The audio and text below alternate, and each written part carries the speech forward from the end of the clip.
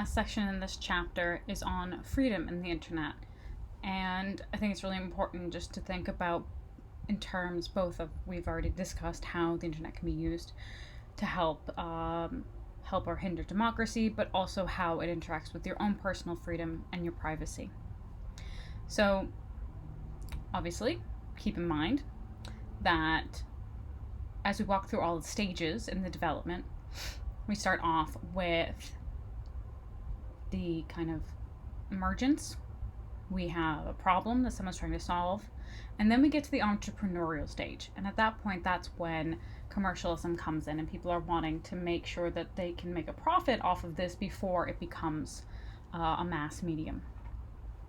So commercialism is probably the biggest threat that faces the internet's democratic potential, because we've got commercial interests who, in order to get the medium to be a mass medium, they need to be able to make money off of it. That's the only reason that they'll invest in the infrastructure and the software and hardware that's necessary for us to be able to access the internet.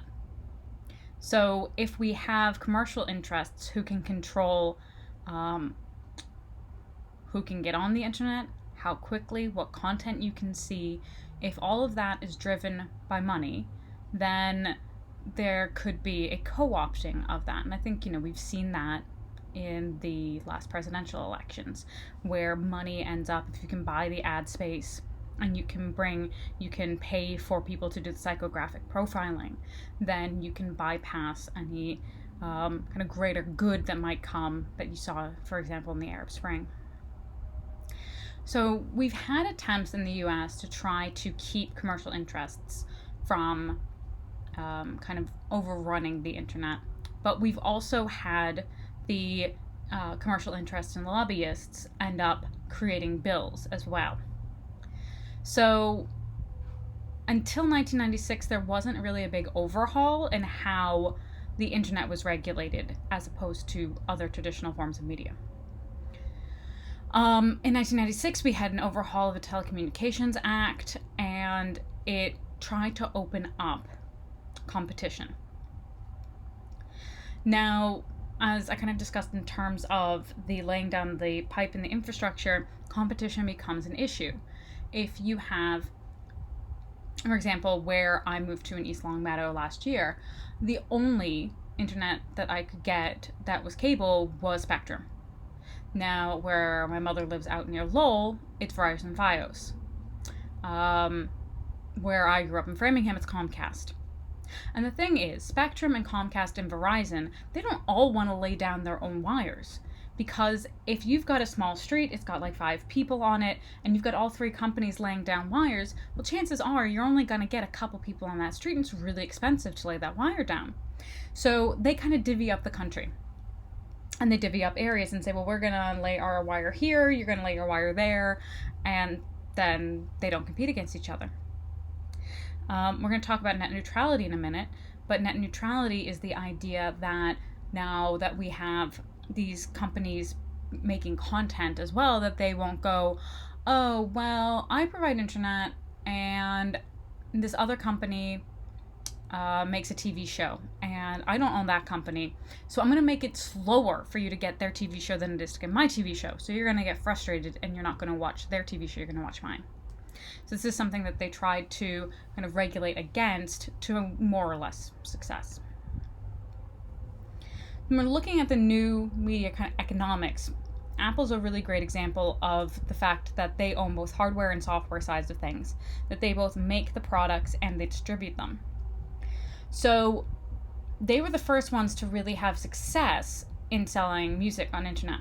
So when I was a kid, we would use things like Napster, Kazaa, LimeWire, different sites in order to swap music peer-to-peer.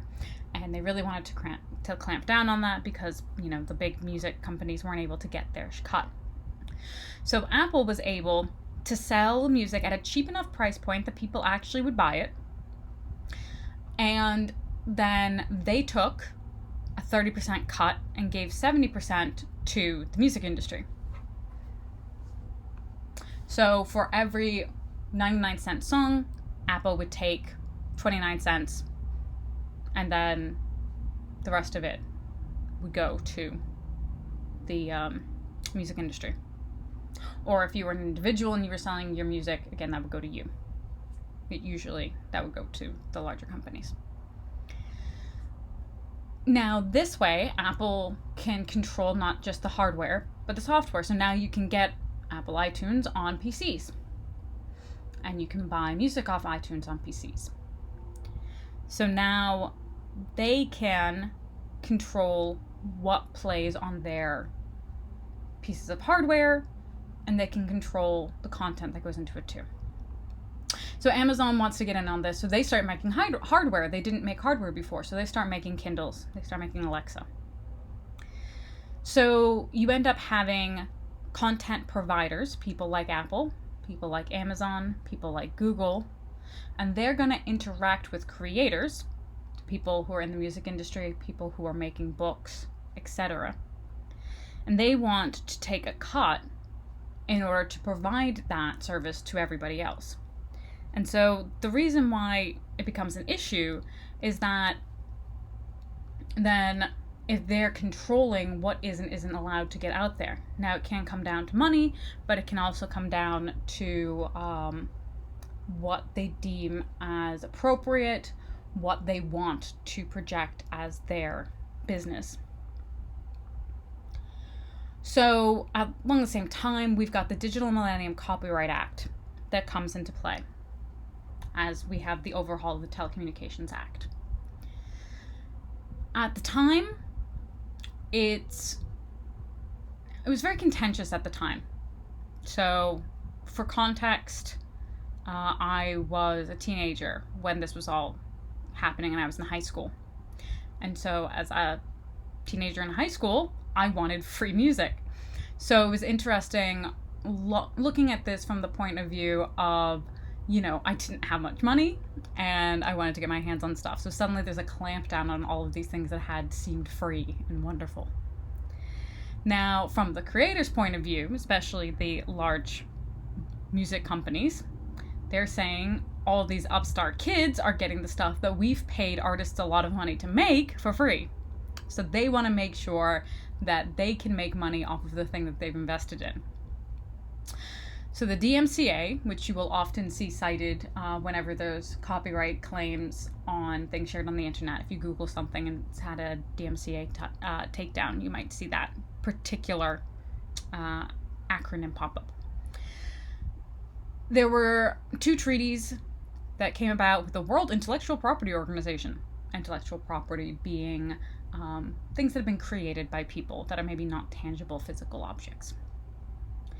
So what the Digital Millennium Copyright Act says is that it's not just illegal to give away stuff that people have, paid money for, like music, but it also makes it illegal to make technology that circumvents digital rights management software, or DRM. That stands for digital rights management. So something that's DRM protected is basically locked. So if you bought your music on iTunes, then it was a special proprietary format that would only play on iTunes. So you couldn't share it with your friends. It was locked to your account. And if you came up with a piece of software that unlocked it so you could share it with your friends, that was illegal too. Not just the sharing, but the cracking the DRM. So even if that song was a song that was given away for free, by circumventing the DRM, even if there was no copyright infringement, that was illegal. So there's issues on ownership around there. And I remember when these hearings were going on in Congress, there was discussion about the fact that, well, if you had a CD, you could rip and make a copy of it. Well, it turns out, technically you can't. You're allowed to make one copy that is a backup only for your own records in case something happens, but you should never, so you bought a CD, a physical CD, they still sell them. You want to play one copy in your car, and you want to play one copy and you have a CD player in your house. That's illegal. Even though you bought the CD. You would need to physically take the CD from one space to another. You can make one copy just to make sure that if it gets scratched, then you have a backup, but that's it. You're not supposed to be playing it any other way. And I remember the senator, being quite incredulous about all this, because that's ridiculous. No one does that. So, but that's the letter of the law. So there are a few issues that come into play when we talk about how these things kind of affect us in our day-to-day life. There's issues around our own information, how secure it is, how secure other people keep it, what people have to do on the web in order to keep our information secure, whether or not online material is appropriate or not. And again, this becomes an issue with Apple because they very much have an agenda on what they think should or shouldn't be sold in their stores. And accessibility to the internet and openness of the internet. Should you be able to get anything? Should it be democratic? A lot of this centers around things like data mining and cookies. I think we've all gotten sick of seeing the cookie disclaimer. But while we just click and say okay without even really reading what it says, what the cookie pop-up is trying to do is trying to make you aware of what information a website is taking of yours and what it can do with it and what it can't do with it. With advertising being such a huge part of the business that Google does, that Facebook does, any of the social media and search sites do, they need data for that. They need your data for that. That's what they're selling. And again, Google is the largest advertiser in the world, and the largest part of its advertising is around delivering ads to people. So your data is incredibly valuable to these websites. So last year, almost exactly a year ago, there was an antitrust investigation that was launched. And over half of the state attorneys general, so over half of the states in the US, started an investigation into Google for antitrust violations. So that means that they think that Google has a monopoly and that they're using this monopoly to squash competition. And it centers on Google's advertising business. As the Washington Post wrote, over the past year, regulators around the country have grown increasingly wary of the power wielded by Silicon Valley, questioning whether the industry's access to vast amounts of proprietary data and their deep pockets allow companies to gobble up rivals and maintain their dominance to the detriment of consumers. So part of what this is saying is that these companies know about us. They know a lot about us, and so they can target us and they can manipulate what we see in order to stymie competition. And if someone does a really good job of getting around them, they just buy them out. And for context, so last year, as it has been, Google is the largest digital ad seller in the world.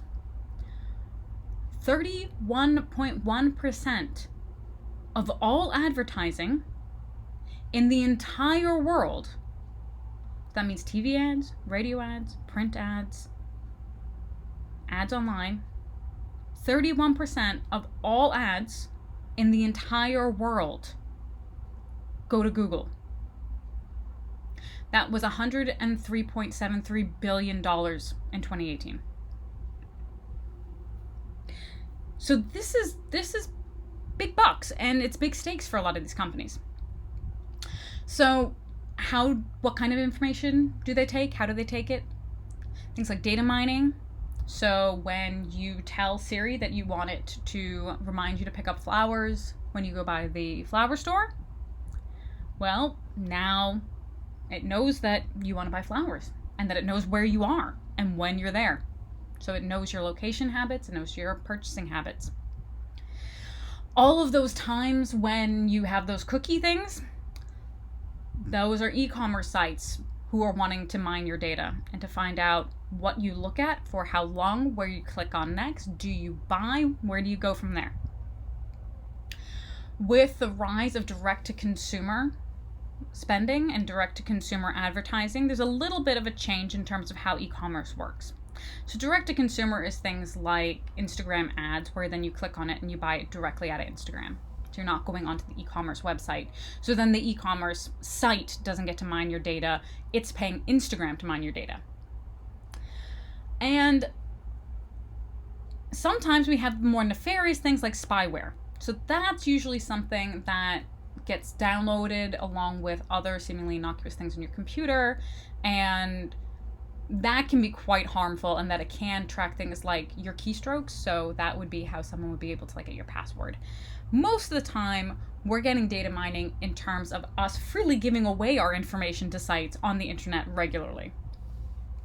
We do that through things like cookies, and that's where we get our lovely cookie thing that asks you. Now, a cookie is just a piece of code that sits there and records what you look at, what you interact with, what you click on, where you go and what you do, how long you're there.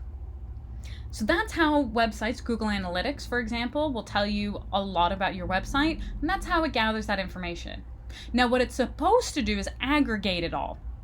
So the way that now we're using cookies is we're taking that information, and what Google does is so by aggregating, it makes you part of a group. So it strips away any identifiable information about you, or it's supposed to. So that way you don't know that Kat clicked on the link for the platypus stuffed animal. You just know that someone who is between the ages of 35 and 40, who is a female, who lives in the northeast of the United States, has clicked on the platypus. It's because I'm looking at a stuffed animal on my desk, and I probably should have picked the owl. That's way easier to say. The owl plushie. So we do sometimes, you obviously know that they don't always aggregate them. And in fact, they deaggregate them so that they know that then when I click on an owl thing, the next thing I see is also an owl. Way easier to say.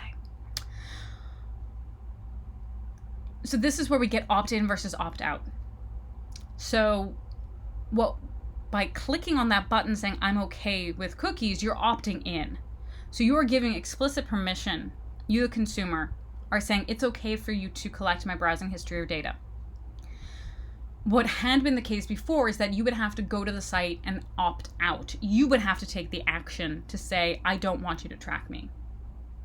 Now, a lot of these sites will say, if you don't opt in, our site won't work right. So you just can't use their site, but at least they're letting you know, even if you don't actually read the thing they tell you. Now, this all came into play because as of May 2018, the EU has implemented General Data Protection Regulations, or GDPR.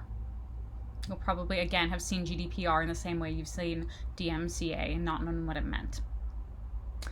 And the reason for this, in the EU, they said consumers need to have control over the information that's collected. It needs to be aggregate, it needs to not be identifiable, and you need to be able to ask to have your information removed.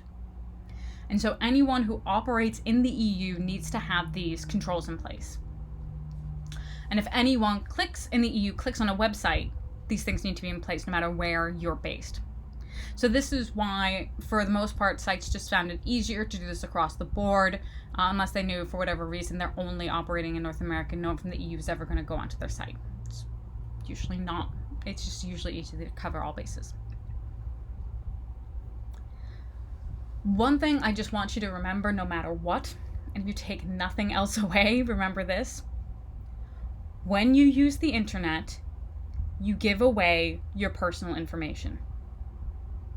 Period. Right now, if you are watching this on YouTube, you are giving away your personal information.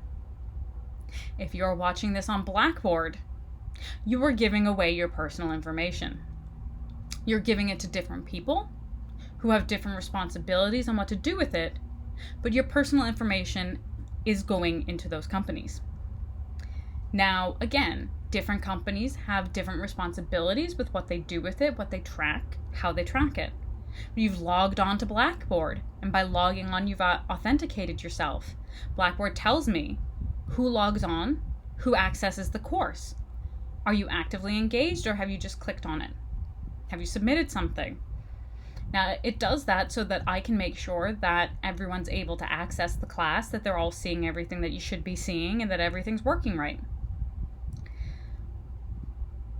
But it's good to keep in mind that these things are happening.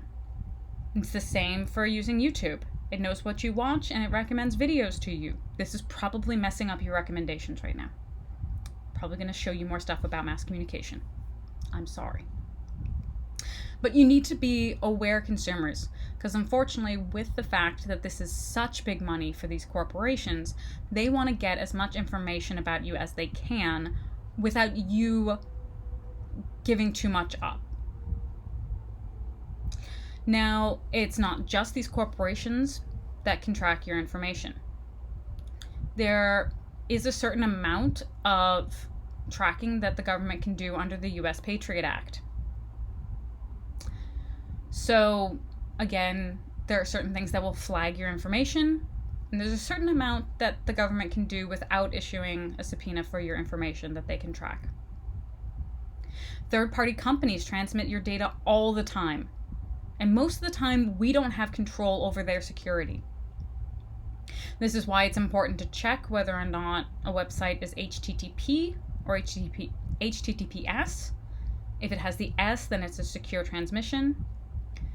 And that's becoming more common across the board, but it's always good to check and keep in mind. And if you think about it, 7% doesn't seem like a huge amount, but 7% of Americans were the victims of identity theft in 2012. And that 1 year, that was almost $25 billion that people lost. So you need to be aware that while you are giving your information up all the time, what information is it?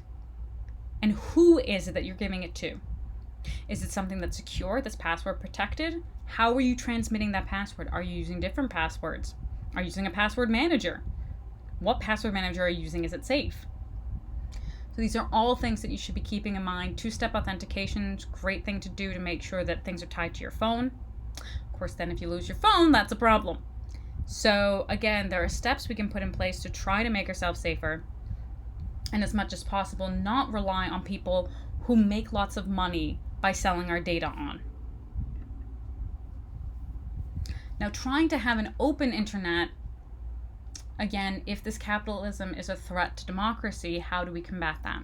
And we combat that by having people have access. Now, for example, in Finland, it's considered a human right to have access to the internet, and so the government makes sure that everyone has access. That's not the case in the United States.